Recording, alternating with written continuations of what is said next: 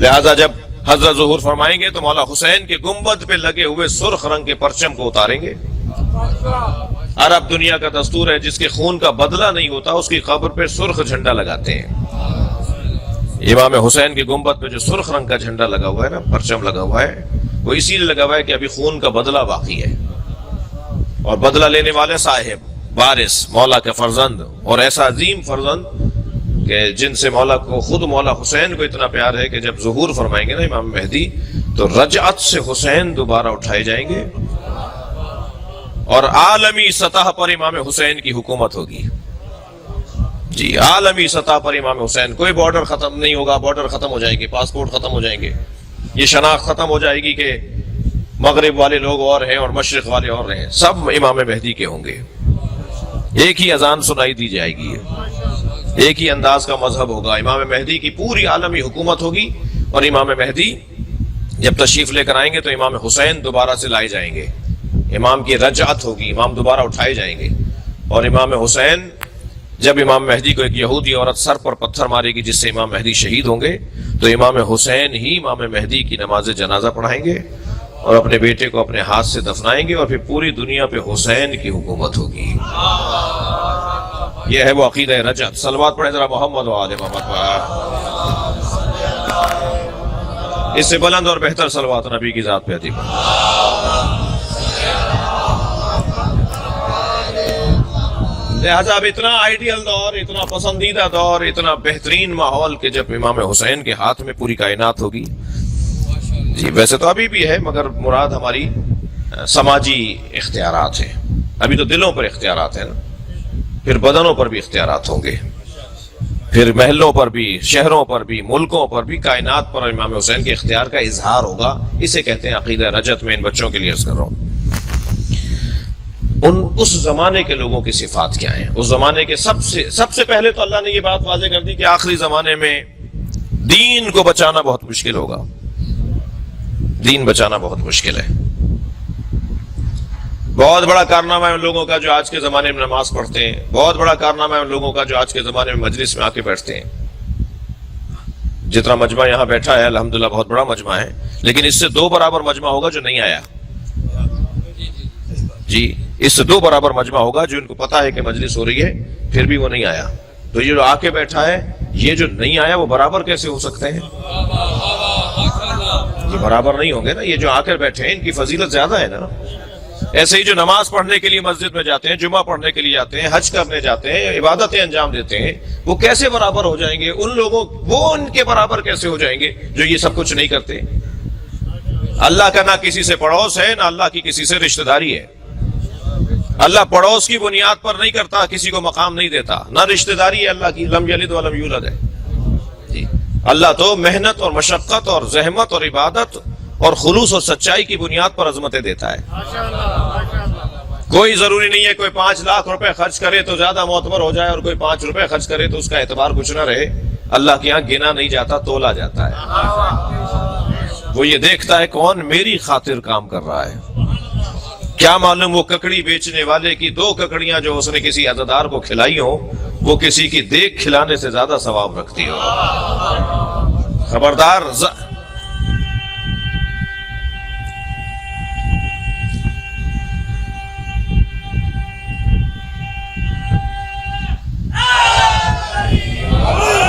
مجھے ظاہر کی بنیاد پر فیصلے نہیں کر رہے، ظاہر کو دیکھ کر۔ خبردار ظاہر پر فیصلہ نہیں ہوگا، باطن پر اور خلوص نیت پر فیصلہ ہوگا۔ اور جو میرے ہاتھ میں نہیں ہے کہ میں کسی کا فیصلہ کروں، کیا معلوم وہ سچا ہو اور میں سوچا ہوا ہوں کہ سچا نہیں ہے۔ ویسے بھی جس جگہ ہم بیٹھے ہیں نا، تھکے ہوئے تو نہیں ہیں آپ؟ جس جگہ ہم بیٹھے ہوئے ہیں نا، یہ جگہ اینک بدلنے کی جگہ ہے۔ یہاں بیٹھنے والوں کی دید تبدیل کروائی جاتی ہے، اینک تبدیل کروائی جاتی ہے۔ یہاں بیٹھنے والا وہ دیکھتا ہے جو حقیقت ہو۔ چشمے سر سے دیکھنے والے اور ہیں، چشمے جان سے دیکھنے والے اور ہیں۔ یہ فرش ازا چشمے جان اور آنکھوں کو کھولتی ہے جو دل کی آنکھیں ہیں۔ بصارت سے بصیرت کا سفر ہے جو عزاداری سے نصیب ہوتا ہے۔ یہ فرش ازا پہ بیٹھنے والوں کی دید ہی کچھ اور ہے۔ میں ایک جگہ سے گزر رہا تھا، رستے میں سانپ بیٹھا ہوا تھا، میرے بڑھتے ہوئے قدم رک گئے، میں سوچنے لگا یہ موذی ہے، حملہ کرے گا۔ لوگ مجھے دیکھ کر آپس میں باتیں کرنے لگے، مولانا کو دیکھو بڑی شجاعت کی باتیں کرتے ہیں، بڑی تقریریں کرتے پھرتے ہیں، سانپ سے ڈر رہے ہیں۔ اب میں سوچنے لگا ان کے چڑھانے میں آؤں یا عقل مندی کا ثبوت دوں۔ بہت سارے لوگ ہوتے ہیں نا چڑھا کے غائب بھی ہو جاتے ہیں۔ ابھی میں کھڑا ہوا سوچ رہا تھا کہ ایک چھوٹا سا بچہ میرے برابر میں آ کے کھڑا ہوا، کہنے لگا مولانا یہ پلاسٹک کا سانپ ہے۔ جب مجھے معلوم ہوا نا پلاسٹک کا سانپ ہے تو میں نے اسی پر پیر رکھا، اسے کچلتا ہوا چلا گیا۔ معلوم یہ ہوا جب حقائق روشن ہو جاتے ہیں تو اقدامات بھی تبدیل ہو جاتے ہیں۔ جی ساری دنیا جس یزید سے ڈر رہی تھی، حسین اس کی حقیقت کو جانتے تھے۔ صلوات پڑھیں گے محمد و آل محمد۔ حقائق روشن ہوتے ہیں یہاں۔ خبردار کپڑوں کی بنیاد پر کسی کا احترام نہیں ہونا، خبردار گاڑیوں کی بنیاد پر کسی کو معتبر نہیں ماننا، بڑے بنگلوں کی بنیاد پر کسی کو بڑا نہیں ماننا۔ ہمارے تو انداز ہی کچھ اور ہے، ہم تو لوگ ہی کچھ اور ہیں۔ ہم پر اگر کوئی غور کر لے تو وہ ڈبل پی ایچ ڈی ہو جائے۔ شیعوں پر غور اگر کوئی کر لے نا کسی یونیورسٹی میں جا کر تو وہ ڈاکٹر ہو جائے۔ ہم پر غور کرنے سے ڈاکٹر ہو جائے۔ مولا کی تو بات بہت بڑی ہے، بڑی بات ہے مولا کی۔ ہمیں سمجھنے کے لیے دانشوریاں چاہیے، دانش مندیاں چاہیے، ہوشیاریاں چاہیے، عقل مندی چاہیے۔ کہتے ہیں شیعوں کی تو باتیں علیحدہ علیحدہ ہوتی ہیں، شیعوں کی تو باتیں نئی باتیں ہوتی ہیں، نئے کام ہیں شیعوں کے۔ جی ہماری نئی باتیں، ہمارے نئے کام ہی تو زندہ رکھے ہوئے لوگوں کو۔ وہ ہم پہ غور کرتے چلے جا رہے ہیں اور ہم کو سمجھتے چلے جا رہے ہیں۔ جی میں ایک جگہ بیٹھا ہوا تھا تو گفتگو ہو رہی تھی کہ جب امام ظہور فرمائیں گے تو امام کی عمر 40 سال کی ہوگی۔ میں نے کہا جی امام ہمارے جب ظہور فرمائیں گے تو ان کی عمر 40 سال کی ہوگی۔ تو وہاں ایک صاحب بیٹھے تھے، کہنے لگے کیا مطلب ہے ابھی ولادت نہیں ہوئی؟ میں نے کہا نہیں، ولادت تو 255 ہجری میں ہو گئی۔ کہہ لیں جی مولانا 1441 چل رہا ہے، 1440 چل رہا ہے، یہ 1440 اور 255 ہجری 1150 سال ہو گئے۔ آپ کہہ رہے ہیں کہ جو ہے وہ 40 سال کے ہوں گے، کہیے 1150 سال کے ہیں تو پھر 40 سال کا کیا مطلب ہے؟ میں نے کہا نہیں، ہیں وہ 1150 سال کے مگر عمر 40 سال پہ رکی ہوئی ہے۔ کہنے لگے لو شیعوں کی تو پہلے ہی باتیں سمجھ میں نہیں آتی ہیں، ایک اور نئی بات آ گئی۔ جی نہ ان کا ماتم سمجھ میں آتا ہے، نہ ان کا جلوس سمجھ میں آتا ہے، نہ ان کے کالے کپڑے سمجھ میں آتے ہیں، نہ ان کے عزاخانے سمجھ میں آتے ہیں، نہ ان کا ہاتھ کھولنا سمجھ میں آتا ہے۔ جی لمبی فہرست سے جو باتیں سمجھ میں نہیں آتی، ایک اور نئی بات۔ تو میں نے کہا جی آپ کی عمر کتنی ہے؟ کہنے لگے جی 70 سال کا ہوں۔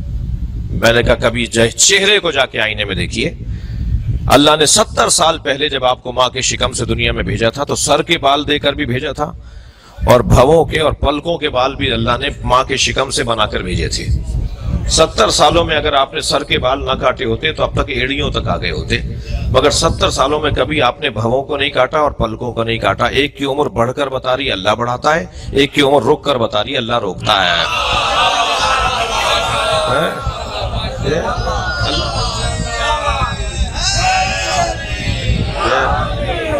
اللہ چاہے تو عمر کو روک دے، اللہ قادر ہے۔ وہ ہمارے امام کو 40 سال کی عمر پر ٹھہرائے ہوئے ہے، جب ظاہر ہوں گے تو 40 سال کی عمر کے ہوں گے، یعنی 40 سال کا جو کیفیت ہوتی ہے وہ ہوگا۔ تو عزیزان گرامی، ہم تو جو یہاں بیٹھنے والے کی میں بات کر رہا تھا کہ دید ہی کچھ اور ہے۔ یہاں بیٹھنے والے کی اینک بدلنی چاہیے۔ بھئی 2 گھنٹے تک اگر کوئی گلاب بیچنے والے کی دکان پر بیٹھے تو 4 گھنٹے تک اس کے اندر سے گلاب کی خوشبو آتی ہے۔ جو 60 سال سے حسین کر رہا ہو اس میں حسین کی سیرت کی جھلک کیوں نہیں آئے گی؟ اس کے رویے بدلے ہوئے کیوں نہیں ہوں گے؟ اس کا انداز تبدیل کیسے نہیں ہوگا؟ وہ جب چل رہا ہوگا تو چال بتائے گی کہ حسینی جا رہا ہے، اس کا اقدام بتائے گا کہ حسینی ہے، اس کے طور طریقے بتائیں گے کہ یہ اہل بیت کا چاہنے والا ہے۔ اہل بیت کے چاہنے والوں کی طریقہ زندگی کچھ اور ہوتا ہے۔ کسی نے دیکھا نہیں تھا کہ بت ابراہیم نے توڑے، مگر سارا شہر کہہ رہا تھا ہو نہ ہو یہ ابراہیم کا کام ہے۔ حضرت ابراہیم نے بھی سارے بتوں کو توڑ کے توڑا انہیں، کسی کا ہاتھ توڑا، کسی کا پیر توڑا، کسی کی آنکھ پھوڑی، کسی کی ناک کاٹی، کسی کا کان کاٹا اور بڑے بت کے گلے میں کلہاڑی لٹکا دی۔ جب یہ لوگ آئے نا بت خانے کے اندر عبادت کرنے کے لیے تو انہوں نے دیکھا بتوں کا یہ حال ہے، اور ایک بڑا بت ہے جو صحیح ہے، اس کے گلے میں کوئی لاڑی لٹکی ہوئی ہے، تو سب ایک دیکھ دیکھ کر کہنے لگے یہ ابراہیم نے کیا ہے، دیکھا نہیں تھا جی، انداز بتا رہا ہے کہ ابراہیم کا ہے جی۔ کمال تو یہ ہے نا کہ مومن وہ ہو کہ جو خود نظر بھی نہ آئے مگر کام بتائے کس کا ہے جی، کام بتائے کس کا ہے۔ عزیزان گرامی، مومن کی زندگی اس کا طریقہ کار بتاتا ہے کہ یہ کام اہل بیت کے چاہنے والوں کا ہے۔ تھکے ہوئے تو نہیں ہے؟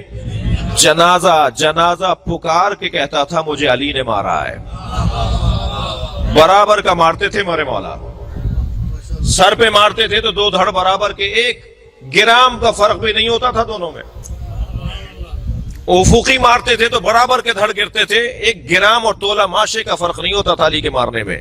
جس علی کی ضربت میں عدالت ہو اس کے مزاج میں کتنی عدالت ہو جی۔